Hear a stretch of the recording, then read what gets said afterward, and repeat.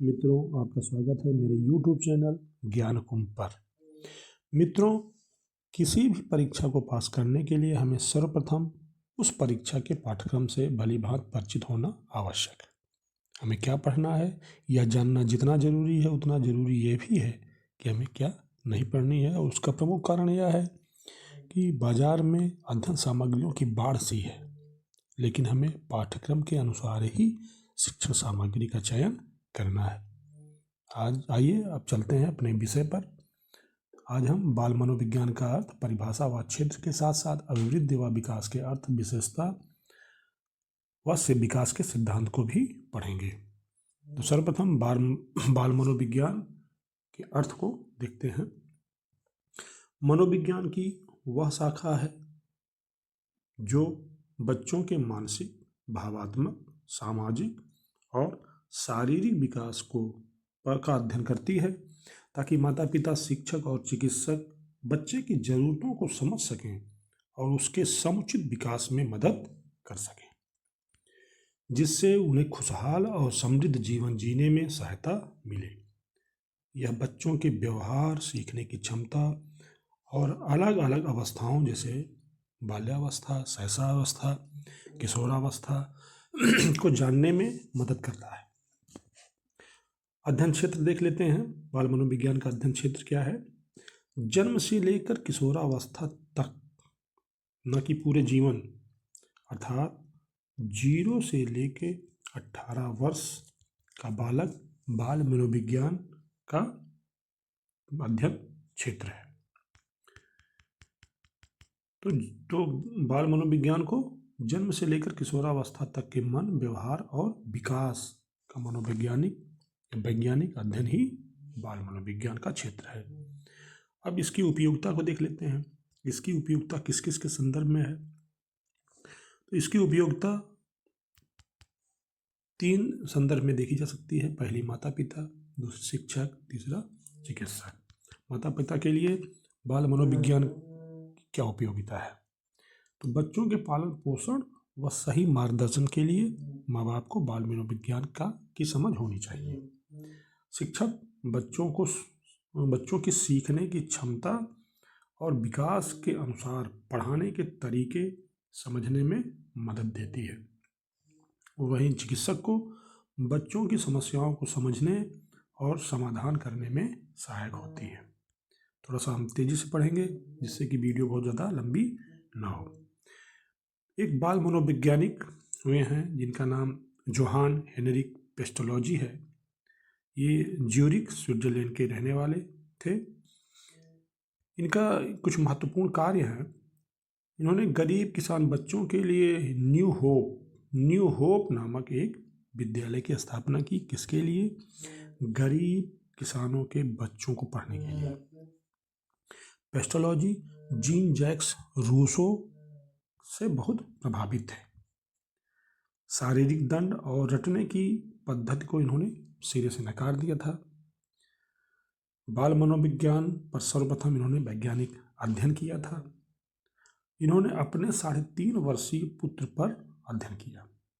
इनके अनुसार बाल मनोविज्ञान बच्चों के सिर, हाथ और हृदय के संतुलित विकास पर केंद्रित है, जहां सीखना केवल मानसिक नहीं बल्कि संवेदी अनुभवों और नैतिक भावात्मक विकास, हृदय, प्रेम, विश्वास से जुड़ा है, ताकि एक पूर्ण, आत्मनिर्भर और सामाजिक रूप से जिम्मेदार व्यक्ति बन सके, जिसमें शिक्षक का काम एक मार्गदर्शक और पिता के समान सहयोगी की हो।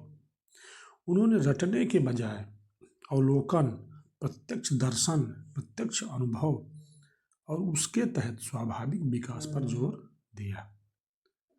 शिक्षक को न तो दंडाधिकारी और न आदेशानुक्रम, दोनों में उन्होंने नकार दिया। पेस्टोलॉजी के बाल मनोविज्ञान के कुछ मुख्य सिद्धांत हैं, जिनमें प्रथम है संपूर्ण बालक का विकास। शिक्षा का लक्ष्य बालक के किसी एक मुखी विकास से नहीं है, अपितु बच्चे के सभी पहलुओं जिनमें मानसिक, शारीरिक, व्यवहारिक और नैतिक, भावनात्मक का सामंजस्यपूर्ण विकास करना है। दूसरा, अनुभव और करके सीखना। इसके अंतर्गत पेस्टोलॉजी ने बताया कि बच्चों को वस्तुओं का अवलोकन करना चाहिए और उनके साथ सीधे उनका संवाद होना चाहिए, सीधे बातचीत होनी चाहिए। बातचीत से तात्पर्य यहाँ कि वस्तु और बच्चे का नेत्रों के माध्यम से बच्चा वस्तुओं से बात कर सकता है। केवल सुनकर सीखना पर्याप्त नहीं है। हाथ अर्थात शारीरिक व व्यवहारिक गतिविधि सीखने का एक अनिवार्य हिस्सा अवश्य है। अगला है हृदय का महत्व। प्रेम, विश्वास, कृतज्ञता और करुणा जैसी नैतिक भावनाओं और अंतरात्मा के विकास पर पेस्टोलॉजी ने विशेष जोर दिया। शिक्षक की क्या भूमिका है? शिक्षक की भूमिका के अंतर्गत पेस्टोलॉजी ने बताया कि शिक्षक को बच्चों के मनोविज्ञान को समझना चाहिए और उनके स्वाभाविक विकास में एक सहायक पिता के समान सेवाभावी भूमिका निभानी चाहिए, न कि एक कठोर अधिकारी की भूमिका निभानी चाहिए। अगला सिद्धांत इन्होंने दिया स्वाभाविक विकास। बच्चे का विकास स्वाभाविक रूप से हो। शिक्षा बच्चे के स्वाभाविक विकास की गति और क्षमता के अनुरूप होनी चाहिए और शिक्षकों को बच्चों को स्वतंत्र अवसर प्रदान करना चाहिए। इसी के क्रम में एक मनोवैज्ञानिक हुए, बाल मनोवैज्ञानिक बर्क, और बाल मनोविज्ञान की पहली परिभाषा बर्क ने ही दी है। इन्होंने कहा कि बाल मनोविज्ञान बालकों के व्यवहार का अध्ययन है। ये महत्वपूर्ण है। इसी क्रम में क्रो ने इन्होंने कहा कि 20वीं सदी का काल बालकों का काल है और इन्होंने एक महत्वपूर्ण कार्य किया था। अमेरिका के न्यूयॉर्क शहर में सर्वप्रथम इन्होंने बाल सुधार गृह की स्थापना की। तो हमें याद रखना है कि बालकों के व्यवहार का अध्ययन मनोविज्ञान करता है। इसको बाल मनोवैज्ञानिक वर्क ने कहा और इन्होंने बाल मनोविज्ञान की पहली परिभाषा दी। और 20वीं सदी का काल बालकों का काल है, ये क्रो ने कहा और इन्होंने न्यूयॉर्क शहर में एक बाल सुधार गृह की स्थापना की। अगले आते हैं बाल मनोवैज्ञानिक स्टैनले हॉल। बाल मनोविज्ञान के क्षेत्र में इनका महत्वपूर्ण योगदान है। सर्वप्रथम प्रश्नावली का निर्माण किया। बाल मनोविज्ञान पे इन्होंने कुछ प्रश्नों का एक श्रृंखला बनाई। इन्हें बाल मनोविज्ञान का जनक भी कहा जाता है। स्टैनले हॉल के अनुसार बाल मनोविज्ञान बाल विकास को एक प्रजाति के विकास, जिसे विकास को सिद्धांत नाम दिया गया, के समानांतर मानता है, जिसमें बच्चे अपने बचपन और किशोरावस्था में मानव जाति के विकासात्मक चरणों को दोहराते हैं। स्टैनले हॉल का एक महत्वपूर्ण सिद्धांत है तूफान और तनाव। महत्वपूर्ण है ये कि अवधारणा दी। इसमें इन्होंने किशोरावस्था को तीव्र संघर्ष और उथल पुथल की अवस्था बताई। बाल मनोविज्ञान में वैज्ञानिक अध्ययन की नींव स्टैनले हॉल ने डाली। साथ ही इनके कुछ महत्वपूर्ण सिद्धांत हैं। पुनरावृत्ति का सिद्धांत, अभी जो विशेषता में आया था कि बच्चे का व्यक्तित्व विकास मानव प्रकृति के विकास को दोहराना है। दूसरा आया किशोरावस्था को तूफान और तनाव का समय बताया इन्होंने। बाल अध्ययन प्रश्नावली पद्धति द्वारा बच्चे के बारे में जानकारी प्राप्त करना। शिक्षा में अनुप्रयोग पाठ्यक्रम बच्चों की विशिष्ट विकासात्मक अवस्थाओं की जरूरतों और रुचियों के अनुरूप होना चाहिए। कुछ महत्वपूर्ण बातें और हैं जिनमें मनोविज्ञान में सर्वप्रथम प्रश्नावली का निर्माण R.S. वुडवर्ग ने किया। अब यहाँ पर ध्यान देने वाली बात यह है कि मनोविज्ञान में R.S. वुडवर्थ ने दिया प्रश्नावली का निर्माण, लेकिन बाल मनोविज्ञान में स्टेनले हॉल ने दिया। इन दोनों में भिन्नता का बोध होना हमको अति आवश्यक है। बाल विकास लगभग 18वीं शताब्दी से अध्ययन का केंद्र बना। तो ये यहाँ तक था बाल मनोविज्ञान का अर्थ एवं परिभाषा। अब आप आगे देखते हैं अभिवृद्धि एवं विकास। सबसे महत्वपूर्ण टॉपिक है। शिक्षा चाहे औपचारिक हो या अनौपचारिक, वृद्धि और विकास के मार्ग में बालक का भली भांति पथ प्रदर्शन करती है। शिक्षा द्वारा सब कुछ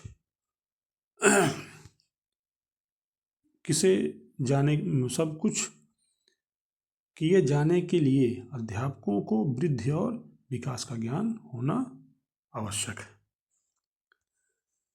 वृद्धि व विकास के ज्ञान के द्वारा ही अध्यापक छात्रों को आवश्यक निर्देशन व उपयुक्त शिक्षा देकर उसके व्यक्तित्व का सर्वांगीण विकास कर सकता है। बालक के विकास की प्रक्रिया जन्म से पूर्व जब वह माता के गर्भ में जाता है तभी से आरंभ हो जाती है और जन्म के बाद विभिन्न अवस्थाओं से होकर गुजरती रहती है। अभिवृद्धि को जान लेते हैं। अभिवृद्ध कहीं कहीं वृद्धि लिखा होता है और कहीं कहीं अभिवृद्ध लिखा होता है।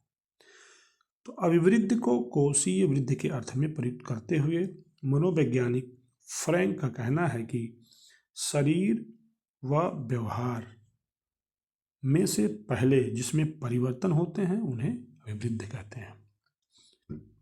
सोरेंस नामक मनोवैज्ञानिक का कहना है कि सामान्य रूप से अभिवृद्धि शब्द का प्रयोग शरीर व उसके अंगों के भार और आकार में वृद्धि के लिए किया जाता है। सोरेंस के अनुसार वृद्धि या वृद्धि का तात्पर्य बालक के आंतरिक या बाह्य शरीर के किसी भी अंग में वृद्धि को दर्शाता है। अभिवृद्धि से तात्पर्य शरीर के अंगों के आकार, भार और कार्य शक्तियों में होने वाली वृद्धि से होता है। उनके शारीरिक अंगों में बाह्य और आंतरिक दोनों अंग आते हैं। बाह्य अंगों में हाथ, पैर, सिर और पेट अंग आदि आते हैं और आंतरिक अंगों में विभिन्न तंत्र जैसे कंकाल, पाचन तंत्र, रक्त तंत्र, श्वसन आदि और मस्तिष्क आते हैं। मनुष्य की यह अभिवृद्धि एक निश्चित आयु 18 से 20 वर्ष तक होती है। मानव शरीर में होने वाली इस अभिवृद्धि को यंत्रों से नापा तोला जा सकता है। अभिवृद्धि की प्रमुख विशेषताएं, उसकी प्रकृति क्या है। मानव अभिवृद्धि एक प्राकृतिक प्रक्रिया है। यह प्रक्रिया गर्भावस्था से एक निश्चित काल, प्रमुखता 18 से 20 वर्ष तक चलती रहती है। अभिवृद्धि में शरीर के आकार, भार व कार्य क्षमता में वृद्धि होती है। विकास के कुछ विशेषता और भी हैं। विकास एक प्राकृतिक प्रक्रिया है, सामाजिक प्रक्रिया है, ये सतत निरंतर होने वाली प्रक्रिया है, ये ऊर्ध्वगामी प्रक्रिया है। गणितीय माप इसमें हो सकती है। गति भिन्न भिन्न होती है भिन्न भिन्न बच्चों में। मात्रात्मक वृद्धि होती है और गुणात्मक उन्नयन भी होता रहता है। आगे देखते हैं। भिन्न भिन्न आयु स्तर पर अभिवृद्धि की गति भिन्न भिन्न होती है, अर्थात अभिवृद्धि की गति सभी अवस्थाओं में एक समान नहीं होती है। अभिवृद्धि वंशानुक्रम एवं पर्यावरण पर निर्भर करती है। अभिवृद्धि मात्रात्मक होती है, इसीलिए इसका मापन गणितीय विधियों से किया जा सकता है। उसका भार मापा जा सकता है, उसका वजन मापा जा सकता है और ये सब गणितीय विधि के द्वारा संभव है। अब हम देखते हैं विकास। सामान्यतः अभिवृद्धि एवं विकास को एक ही अर्थ में हम लोग समझ लेते हैं, परंतु इन दोनों में थोड़ा अंतर होता है। अभिवृद्धि से तात्पर्य उसके शरीर के बाह्य एवं आंतरिक अंगों में होने वाली वृद्धि होती है, और विकास से तात्पर्य उसकी वृद्धि के साथ साथ उसके शारीरिक एवं मानसिक व्यवहारों में जो परिवर्तन होता है उससे होता है। विकास एक निरंतर और जीवन पर्यंत चलने वाली प्रक्रिया है, अर्थात उसके मानसिक व्यवहार जीवन पर्यंत बदलते और बनते रहते हैं। उसका निरंतर विकास और ह्रास होता रहता है। हरलाक के शब्दों में विकास अभिवृद्धि तक सीमित नहीं है, अपितु उसमें परिवर्तनों का वह प्रगतिशील क्रम निहित है जो परिपक्वता के लक्ष्य की ओर अग्रसर होता है। विकास के परिणाम स्वरूप व्यक्ति में नवीन विशेषताएं और नवीन योग्यताएं प्रकट होती रहती हैं। विकास की प्रकृति व विशेषता को हम देख लेते हैं। मानव विकास की कोई सीमा नहीं है। वृद्धि की सीमा होती है, लेकिन विकास की कोई सीमा नहीं है। मानव विकास एक प्राकृतिक सामाजिक प्रक्रिया है। वृद्धि को हम मूर्त भी कह सकते हैं और विकास को हम अमूर्त भी कह सकते हैं। मानव विकास एक प्राकृतिक व सामाजिक प्रक्रिया है। यह सतत जीवन पर्यंत चलती रहती है। मात्रात्मक एवं गुणात्मक उन्नयन इसमें होता रहता है। वंशानुक्रम एवं पर्यावरण पर यह निर्भर है। विशेष क्रम में और विभिन्न आयु स्तर पर विकास की गति भिन्न भिन्न होती है। विकास के दो कारण। पहला है परिपक्वता। इसका अर्थ व्यक्ति के आंतरिक अंगों का प्रौढ़ होना तथा उन गुणों का विकसित होना जो उसे वंशानुक्रम से प्राप्त होता है। बालक के विकास पर परिपक्वता की प्रक्रिया का प्रभाव जन्म से लेकर तब तक पड़ता है जब तक कि उसे मांसपेशी एवं स्नायुविक दृढ़ता और प्रौढ़ता पूर्ण रूप से प्राप्त नहीं हो जाती। यह आंतरिक विकास की प्रक्रिया है। इसी के कारण बालक के शारीरिक अवयवों में नई क्रिया को सीखने की क्षमता उत्पन्न होती है। दूसरा है अधिगम। वातावरण के साथ सामंजस्य स्थापित करते समय व्यक्ति के शारीरिक एवं मानसिक क्रियाओं में जो परिवर्तन होता है उसे अधिगम कहते हैं या उसको सीखना कहते हैं। परिपक्वता तथा अधिगम की क्रियाओं का एक दूसरे से घनिष्ठ संबंध होता है। दोनों का प्रभाव एक दूसरे पर पड़ता है। विकास के अंतर्गत होने दोनों महत्वपूर्ण स्थान रखते हैं। परिपक्वता वंशानुक्रम से तथा अधिगम वातावरण से संबंधित होता है। अब हम देखते हैं कि अभिवृद्धि एवं विकास दोनों में क्या असमानता है, क्या भिन्नता है। इससे दोनों की अवधारणा और स्पष्ट हो जाएगी। अभिवृद्धि का तात्पर्य वृद्धि या बढ़ना से है। कोशिकाओं में बढ़ोतरी, शारीरिक पक्ष में वृद्धि एक पक्षी होती है, अर्थात एक तरफ आदमी बढ़ता चला जाता है, उसका भार, उसका वजन 18 से 20 वर्ष तक बढ़ता रहता है। लंबाई, चौड़ाई एवं भार में वृद्धि होती है। संख्यात्मक एवं तथा मात्रात्मक होता है। जीवन पर्यंत नहीं चलती है। एक एज के बाद शारीरिक वृद्धि रुक जाती है। परिणाम संख्या में होती है। जैसे दांत हैं 1, 2, 3, 4, 5, इस तरह इसकी वृद्धि होती रहती है। बचपन में, शैशवावस्था में, शुरुआत में 2-3 महीने के बाद एक दांत, फिर 2 दांत, फिर इस प्रकार से इसका वृद्धि होती है। इसमें विकास निहित होता है, एकांकी होता है, मापा तौला जा सकता है। ये है अभिवृद्धि। विकास कार्य क्षमता को दर्शाता है। जन्म से मृत्यु पर्यंत चलता रहता है। संवेगात्मक पक्ष, नैतिक पक्ष, मानसिक पक्ष तथा शारीरिक पक्ष से संबंधित होता है। निरंतर क्षमताओं में वृद्धि होती रहती है। संबंध संख्या तथा गुणों से होता है। परिणाम गुणों और प्लस संख्या से निकलता है। जब दांत मजबूत होते हैं तब। विकास व्यापक है, विकास में वृद्धि निहित है, अनेक पक्ष, सभी पक्षों में परिवर्तन होता रहता है विकास के साथ साथ। सीधा मापन नहीं हो सकता। जैसे दोनों में एक पृथकता हो, देखिए आरंभिक जीवन में विकास धीमा होता है, अभिवृद्धि तेज होती है।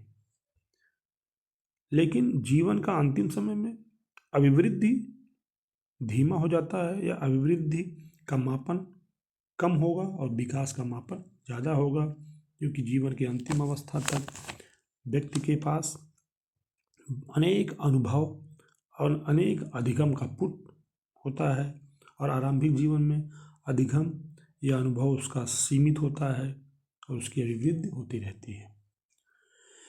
इस प्रकार हम कह सकते हैं कि अभिवृद्धि और विकास एक दूसरे पर आश्रित तथा पूरक होते हैं।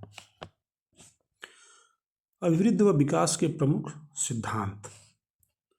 जब बालक विकास की एक अवस्था से दूसरी अवस्था में प्रवेश करता है तब हमें उसमें कुछ परिवर्तन दिखाई देता है। अध्ययनों के दौरान पाया गया है कि परिवर्तनों में पर्याप्त निश्चित सिद्धांतों का अनुसरण करने की प्रवृत्ति होती है। इन्हें ही विकास का सिद्धांत कहा जाता है। इन्हीं के द्वारा विकास की प्रक्रिया नियंत्रित होती है, जो कि निम्नलिखित है। विकास के प्रमुख सिद्धांत। नंबर 1, सततता का नियम या फिर निरंतरता का नियम।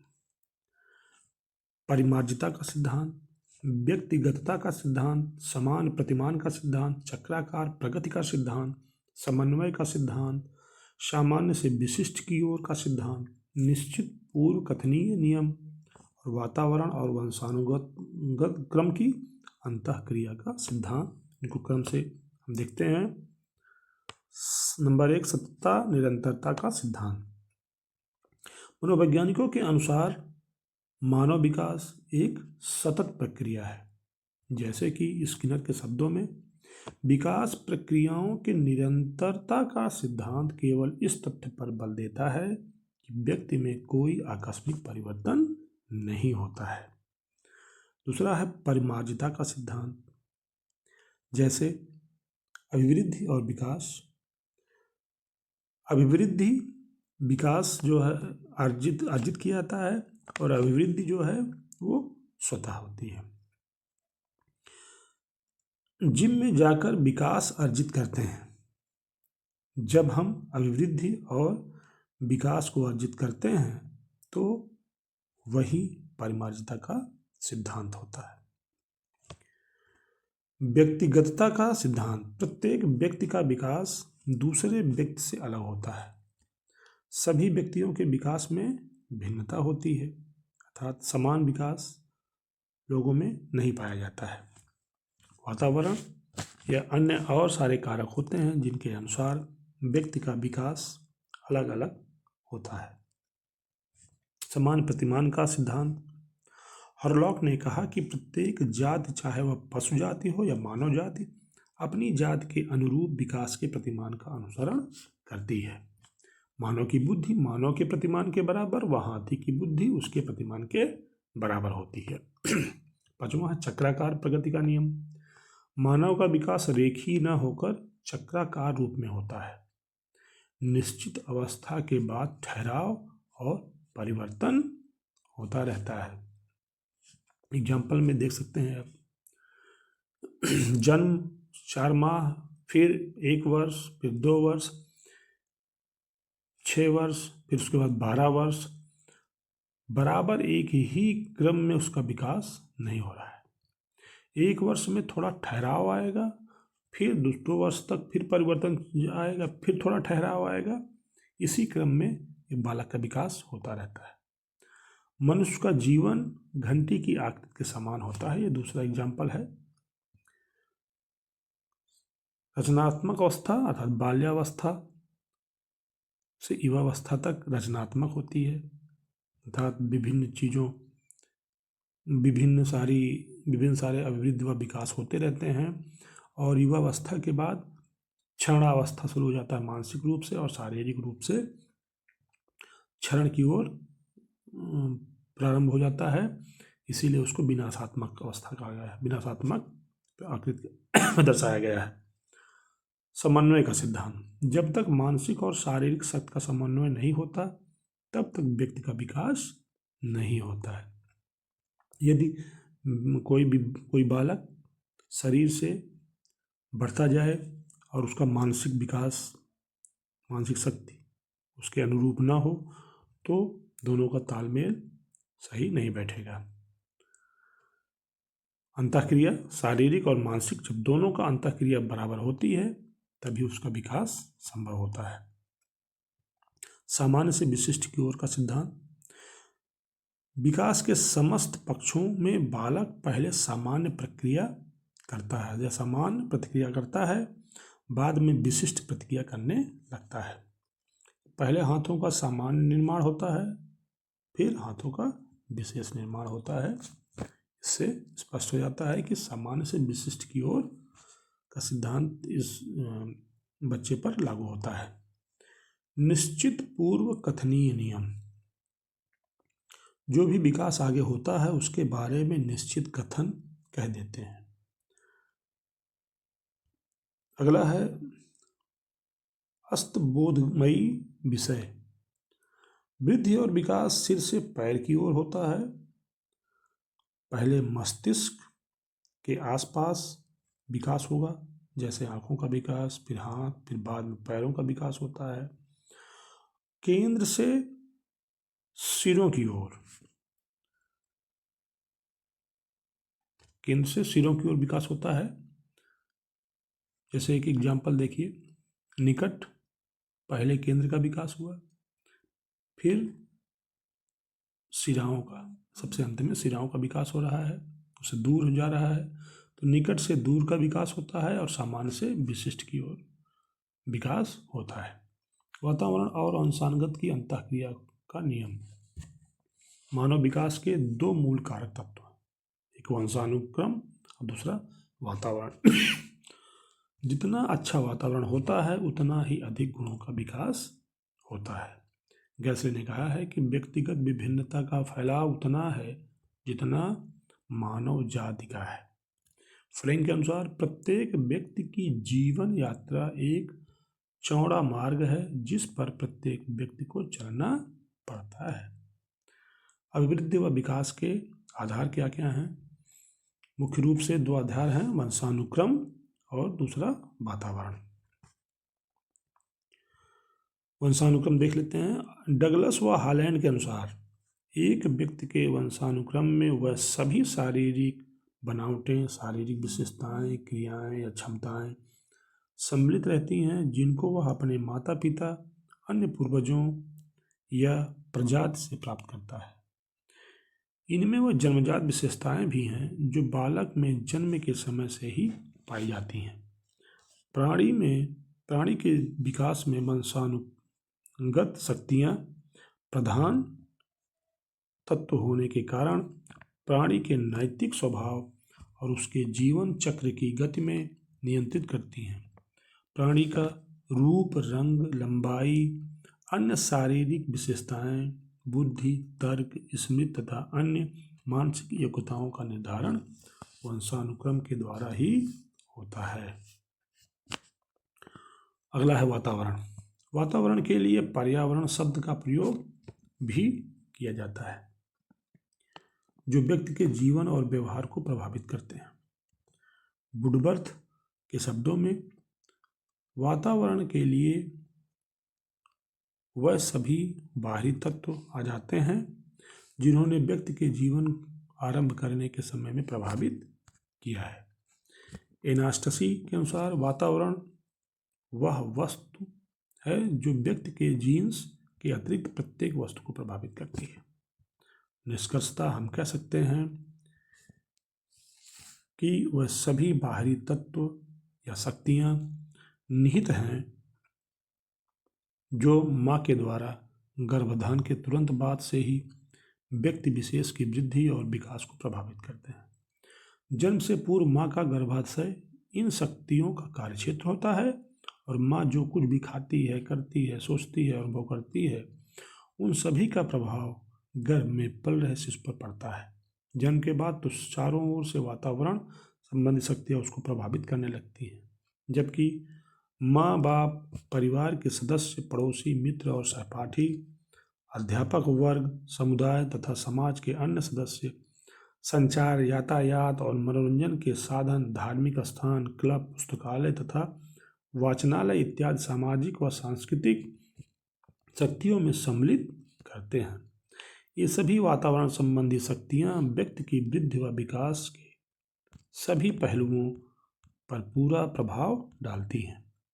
माँ के गर्भ में अपनी जीवन लीला प्रारंभ करने से लेकर अपनी अंतिम सांस तक व्यक्ति इन शक्तियों से प्रभावित होता रहता है। विकास में परिवर्तन, आकार में परिवर्तन, शारीरिक परिवर्तन, जिसमें शारीरिक परिवर्तन के अंतर्गत लंबाई, चौड़ाई, भार में परिवर्तन होता रहता है, और दूसरा मानसिक परिवर्तन है, जिसमें चित्त, चिंतन, मनन, सोच, विचार, बुद्धि, संप्रत्यय आदि में समय के साथ साथ परिवर्तन होता रहता है।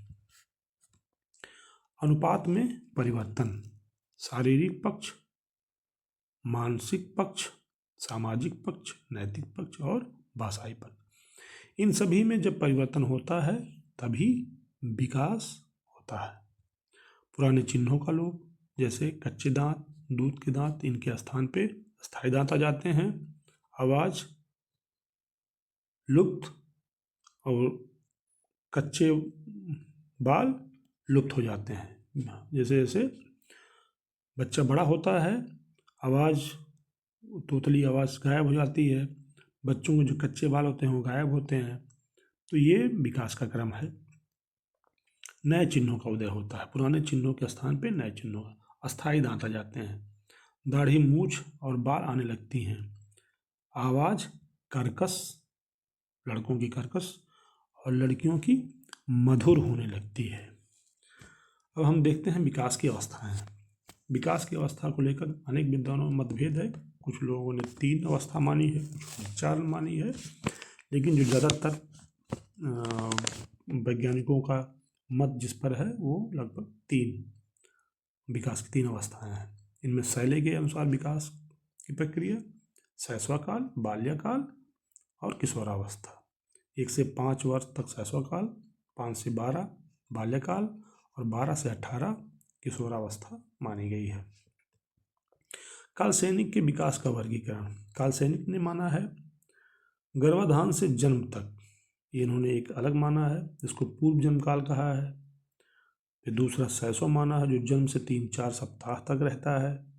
फिर आरंभिक काल माना है, आरंभिक शैशव काल, जिसको 1 या 2 मास से लेकर 15 महीने तक माना है।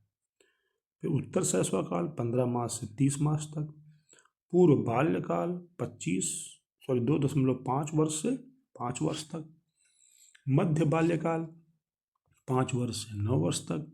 उत्तर बाल्यकाल 9 वर्ष से 12 वर्ष तक। और किशोरावस्था 12 से 21 वर्ष तक। सामान्यतः मनोवैज्ञानिक मानव विकास को निम्न 4 अवस्थाओं में बांटते हैं। वो 4 अवस्था कौन कौन सी हैं? शैशवकाल, बाल्यकाल, किशोरकाल या किशोरावस्था और प्रौढ़ावस्था। इनमें भी मनोविज्ञान के विषय के अंतर्गत प्रौढ़ावस्था नहीं आती।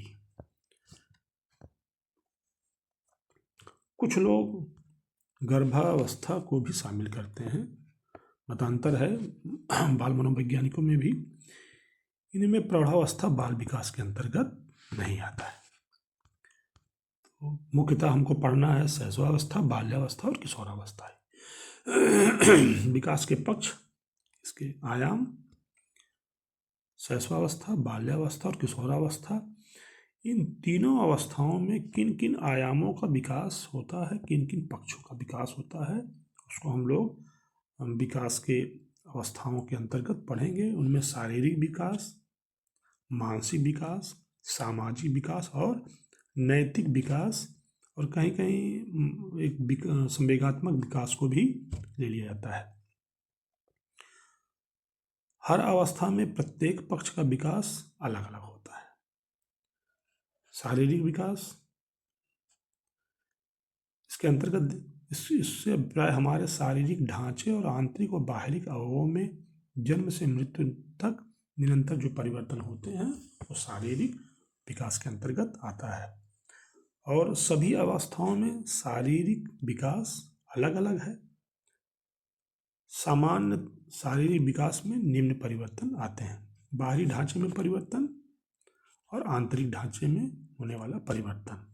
बाहरी में ऊंचाई, शारीरिक अनुपात, भार आदि में होने वाला परिवर्तन होता है, जबकि आंतरिक अंगों में होने वाला परिवर्तन स्नायु संस्थान, श्वसन संस्थान, पाचन तंत्र, रक्त तथा उत्सर्जन संस्थान आदि की कार्य प्रणाली व क्षमता से संबंधित सभी प्रकार के परिवर्तन आते हैं।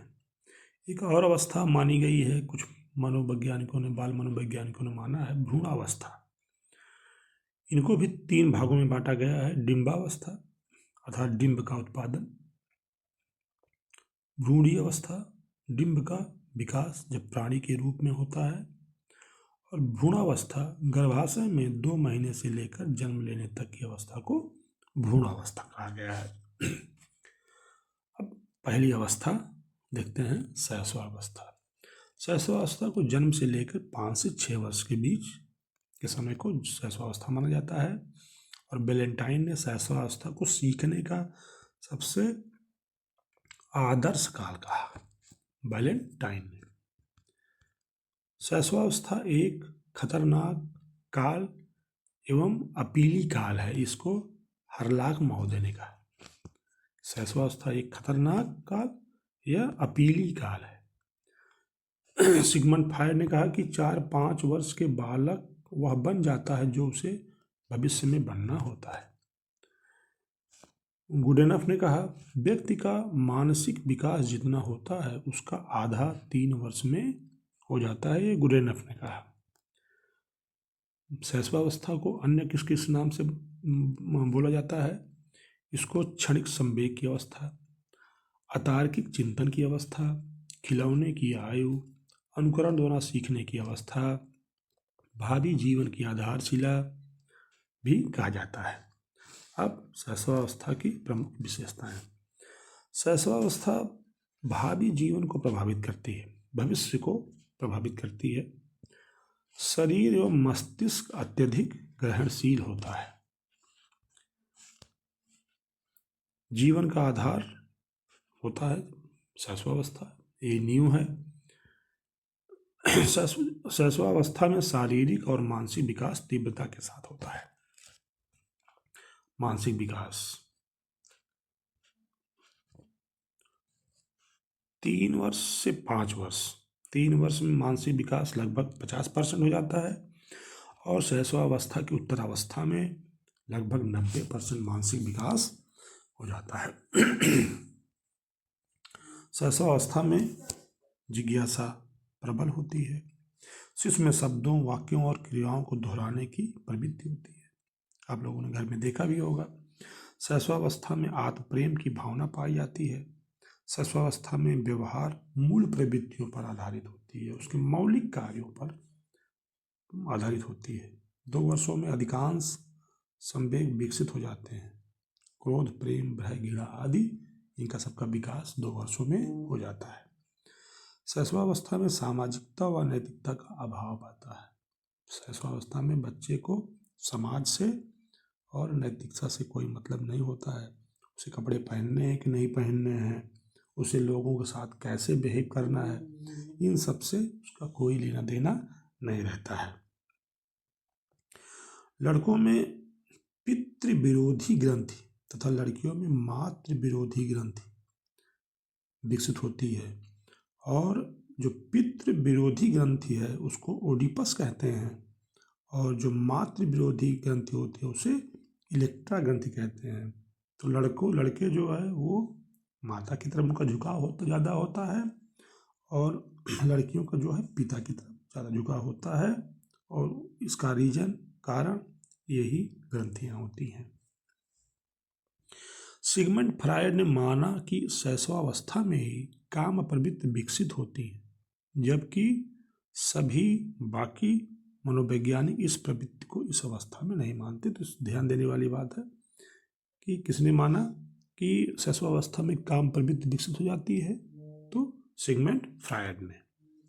शैशवावस्था, शारीरिक विकास, लंबाई संक्षेप में देख लेते हैं। जन्म के समय लगभग 51 सेंटीमीटर, बालक में 51 और बालिका में 50.5 लगभग आसपास, और शैशवावस्था के अंत तक 108 सेंटीमीटर।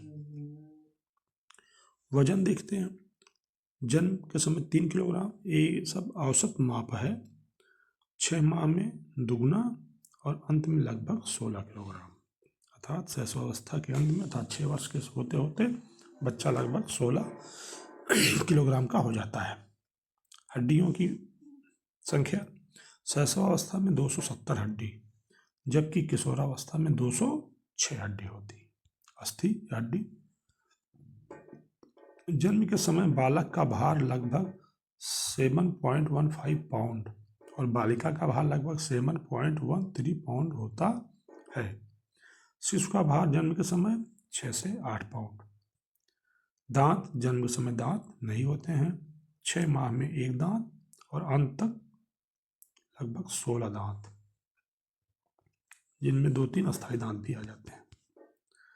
शैशवावस्था, मानसिक विकास, शारीरिक विकास के उपरांत मानसिक विकास। 1 माह में भूख, प्यास, निद्रा तथा अन्य शारीरिक आवश्यकता होने पर बालक हाथों से और पैरों से क्रिया करता है और रोने और चिल्लाने लगता है। 2 माह में ध्वनि के प्रति प्रतिक्रिया करने लगता है। 4 माह में वस्तु को पकड़ने लगता है, परिजनों को देखकर मुस्कुराने लगता है और बार बार यदि उसे पुकारा जाए तो अपना नाम भी पहचानने लगता है। सुनी हुई आवाज़ों की नकल करने लगता है 6 माह में। 8 माह में खिलौने के साथ खेलने लगता है और 3 वर्ष में 5 व 7 वाक्य बोलने लगता है, गिनती बोलने लगता है और रेखाएं बनाने लगता है। 10 माह में शब्द बोलने लगता है। 14 माह में प्रथम सार्थक शब्द बोलता है और 20 माह में एक वाक्य बोलने लगता है। ये उसकी मानसिक विकास की स्थिति है। 4 वर्ष, जिज्ञासा प्रबल होती है, चित्र बनाने लगता है, कई बार रेखाएं भी बनाने लगता है, बार बार प्रश्न पूछता है अर्थात उसमें जिज्ञासा प्रबल हो जाती है, वस्तुओं को क्रम में रखने लगता है, हल्की व भारी वस्तुओं में अंतर करना भी सीख जाता है और 6 वर्ष में 15 से 20 तक की गिनती सीख जाता है। व्याकरण की दृष्टि से शुद्ध वाक्य बोलने लगता है। 6 वर्ष का तात्पर्य है उसकी अनौपचारिक शिक्षा प्रारंभ।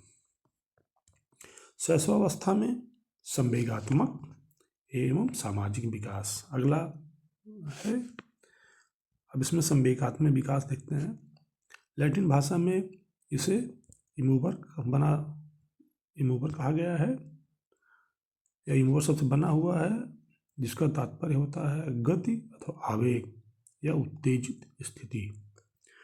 तो विचारों, भावनाओं का वाह्य प्रकाशन होने लगता है या विचारों और भावनाओं का वाह्य प्रकाशन को ही क्या कहते हैं हम? संवेग कहते हैं। विचारों का आंतरिक रूप भावना कहलाता है। वुडवर्थ के शब्दों में संवेग व्यक्ति की गति अथवा आवेश में आने की स्थिति है। संवेगों की प्रमुख विशेषता, संवेग सार्वभौमिक है अर्थात सभी बच्चों में पाया जाता है। संवेग जन्मजात है, ये बच्चों को जन्म से प्राकृतिक रूप से प्राप्त होता है। संवेग उत्पन्न होने पर शरीर में परिवर्तन होता है, आंतरिक और बाह्य दोनों रूप से। आंतरिक अंदर से और बाह्य रूप से उसका प्रकटीकरण होने लगता है। संवेग व्यवहार में जितने बढ़ेंगे तो बुद्धि उतनी ही कम होती है। संवेग मान लीजिए क्रोध रूपी संवेग उत्पन्न हो गया तो बुद्ध रूपी उसका जो गुण है धीमा हो जाएगा। इसीलिए उत्तेजना में व्यक्ति का दिमाग अच्छे से काम नहीं करता है। संवेगों में के तीव्र होने पर विचार प्रक्रिया धीमी और मंद हो जाती है। संवेगों की अभिव्यक्ति व्यक्तिगत होती है। संवेगों की प्रकृति अस्थायी होती है, अर्थात थोड़ी देर उद्वेलित होने के बाद फिर धीरे धीरे शांत हो जाना। भावना, संवेग और उसकी मूल प्रवृत्ति। संवेगों से सुख व दुख दोनों मिलता है, अर्थात सुखी होने की स्थिति में भी संवेग प्रबल हो जाते हैं और दुख में भी संवेग प्रबल हो जाते हैं।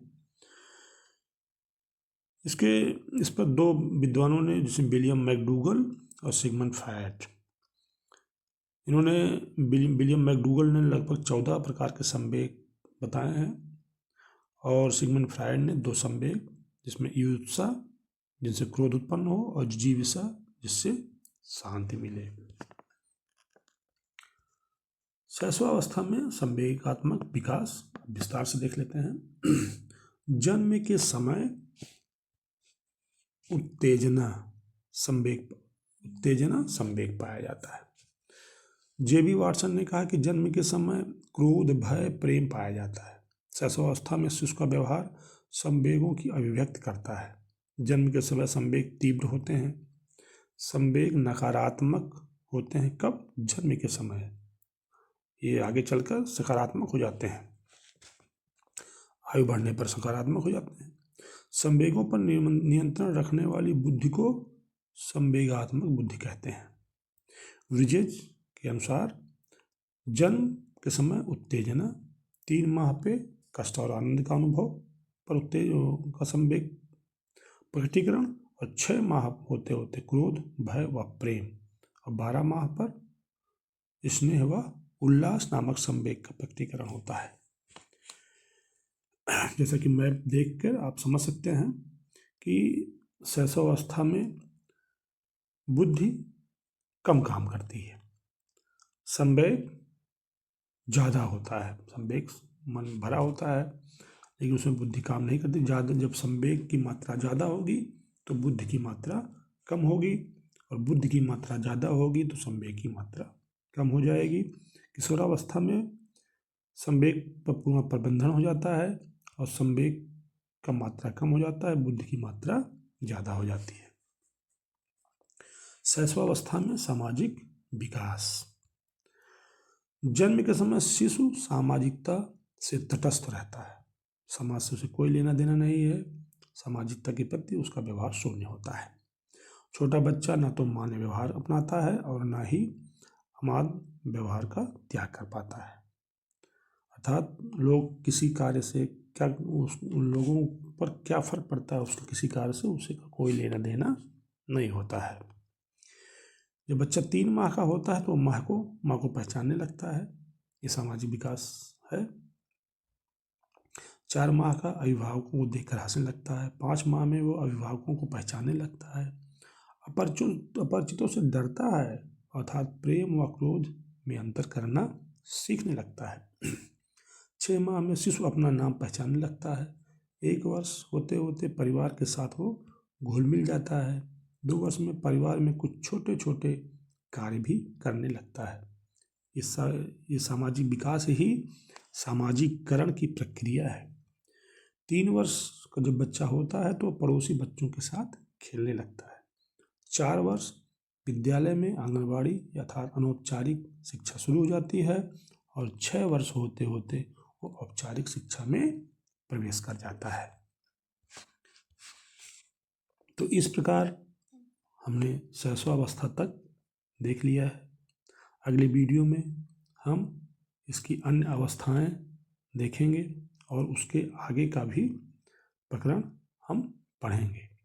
मित्रों, यदि वीडियो आपके लिए लाभकारी हो तो इस चैनल को सब्सक्राइब कर लें, क्योंकि पूरा पाठ्यक्रम तक लगातार वीडियो आप तक पहुँचे, इसका मेरा पूरा प्रयास रहेगा।